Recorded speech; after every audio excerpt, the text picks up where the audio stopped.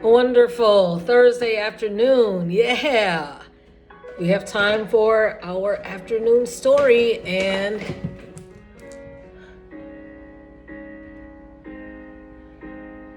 we have some beautiful music in the background. Maybe you'll recognize it. It's based on a hue, a color that mixes red plus blue. Yeah, I saw the movie yesterday, and nice musical. It was inspiring for us to get more creative and to realize the resilience that is within all of us, and it was inspiring. Little Cliff and the Porch People. Now, this is ironic because a lot of the set or the design, you saw a lot of these type of houses, huts in that movie, color purple. So this is going to be interesting. And I would say that the cinematography is off the chain as far as the shots of the waterfalls and the sunsets and sunrises. It's just beautiful. So this looks like this is going to be a beautifully illustrated story by Clifton Talbert, and paintings. Oh, when you have an illustrator who uses paintings, that's something special. I don't think we're going to have time for the foreword, but let's dive right in. Oh, isn't this beautiful? These watercolors. Oh, I just love scenery like this. Very pretty. Okay. Oh, this is precious. Little Cliff lived in a big frame house with his great-grandparents, Papa Joe and Mama Pearl. His mother had started teaching, and Cliff was too young to go to school with her every day. He was the only child at the big house. But the long porch, I love porches like this, but the long porch was beautiful. I could say that. He loved to sit on the top step to the long porch, where the rays of the hot Mississippi Delta sun danced across his chubby face. He wasn't lonely. Yeah, you're never lonely, especially when you're out in nature. Woo, just coming from that jog and the trees. And even though I was in the rain, doesn't matter. And I was confronted with a dog in the rain.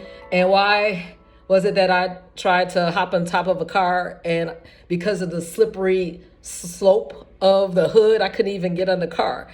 So I was at that dog's mercy. I was like, Lord, please.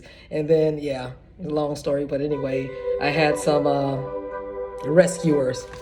Whew. He sat playing there one Saturday, waiting for Papa Joe to take him to Greenville. Each Saturday, his papa would get Cliff to clean and shine up the old Buick, and away they'd go to Greenville, the queen city of the Delta, just the two of them. As he drove slowly past all his friends on the front porches of their shotgun houses, Papa Joe would slow down to wave and talk. Always speak up loudly to the grown folk, he'd say to little Cliff on these special trips. And little Cliff would try, though he was as shy as Papa Joe was talkative. Ooh, this is beautiful. Oh, in Greenville, Cliff and his papa would walk hand in hand down Washington Avenue. There they would buy sweet frozen custard and hot crusty French bread. Cliff loved those times with Papa Joe in Greenville, the biggest city in the whole wide world. Oh, this is so inspiring. Oh my goodness, a lot of words. But on this Saturday, Papa Joe told little Cliff that they could not go to Greenville because he had to visit and pray with cousin Lula Harris, who had not been doing well at all. After Cliff changed out his good clothes, he didn't want to play on his porch anymore. He sat with his knees pulled up to his chin and dreamed about his trips with Papa. He would have daydreamed all day had he not heard Mama Pearl calling him, "Cliffy, Cliffy, come here this very minute." He ran inside. There, his great-grandmother sat on the sun porch peeling big orange potatoes. "Mama, what you doing?" "I'm peeling these nice potatoes so I can surprise your papa with his favorite dish, my candied sweet potatoes. I haven't made them since you've been with us. Can I have a taste?" So Mama Pearl gave him a slice of raw potato. Cliff bit a small piece, shook his head, and spit it out. It didn't taste like candy at all. Mama Pearl laughed. Boy, just wait till supper. The potatoes will be as sweet as candy and as soft as cotton.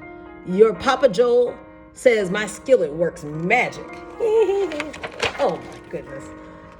Little Cliff had never seen a magic skillet, but before he had time to ask about it, Mama Pearl had counted out 3 dimes and 2 nickels.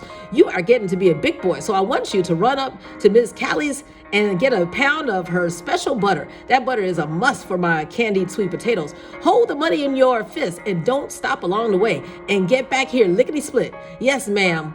This was the first time that Mama Pearl had sent him through the neighborhood by himself. Even though he was just a little afraid, he held the coins tightly in his fist and started walking down a graveled road as fast as his legs could go. He could see all his great-grandparents' friends. He knew that he had to speak to everyone he saw, just like Papa Joe always told him to do. But Mama Pearl had told him not to stop. Before he knew it, he was in front of his Uncle Abe Brown's house. Uncle Abe was sitting, cutting and trimming his mini hedges. Cliffy, come over here, boy, and let Uncle show you how to shape up those hedges. But little Cliff said, no, sir, I gotta hurry to Miss Callie's and get some special butter for the candied potatoes that my Mama Pearl will cook in her magic skillet. Uncle Abe laughed. Magic skillet? Well, let me see what I can do to help this magic along. While little Cliff waited by the hedges, Uncle Abe went into his side shed, just what I was looking for. As he came out holding a cloth bag filled with little dry kernels. Here, Cliffy, take this nutmeg to Sister Pearl. It's bound to be good. Ain't out of no can right off the tree. Woo! Don't you like when you have those type of desserts that are from someone's kitchen? Oh yeah, this is going to be a part 2. I can tell you that right now. Whew. Thank you, Uncle Abe, little Cliff yelled back as he ran up on the road, hoping that no one else would stop him. He was out of luck. For this Saturday, the porches were full. Everybody was out, even Mr. Boot Nanny. Little Cliff waved at him. Cliffy, stop on up here and sit a spell. This is a mighty good baseball game, Mr. Boot Nanny called. He loved baseball and always wanted to talk about his favorite team, the Brooklyn Dodgers. Can't, Mr. Boot Nanny. Mama Pearl told me to get the special butter for her magic skillet and hurry back home. Little Cliff replied without stopping. She's making candied potatoes. Mr. Boot Nanny laughed. Wait up, boy. Miss Pearl will sure enough need this cooking potion. And he called back into his house for his wife to bring him the big bottle of pure vanilla flavor and a small bottle to send with little Cliff. Yes, sirree, Bob. This would do it. We got this flavor straight from New Orleans, where they know how to cook. He poured out a small amount into the little bottle. Here now, take this on with you, to Miss Pearl. She can't make no kind of sweet cooking magic without the pure stuff. So little Cliff stuck it in his pocket along with a nutmeg from Uncle Abe Brown. It was something about the movie yesterday that Miss Silly, was known for her great cooking. Wonderful cooking. And it is a privilege to be able to put your heart, soul, right, love into those dishes. Nothing like home cooked meals. So this is special so far, and I'm gonna stop it here and have a part 2 because I don't want to rush, because this is a beautiful special book so far with these wonderful watercolor paintings, and I don't want to rush a masterpiece. So after I get freshened up, we're going to get to part 2. Woo!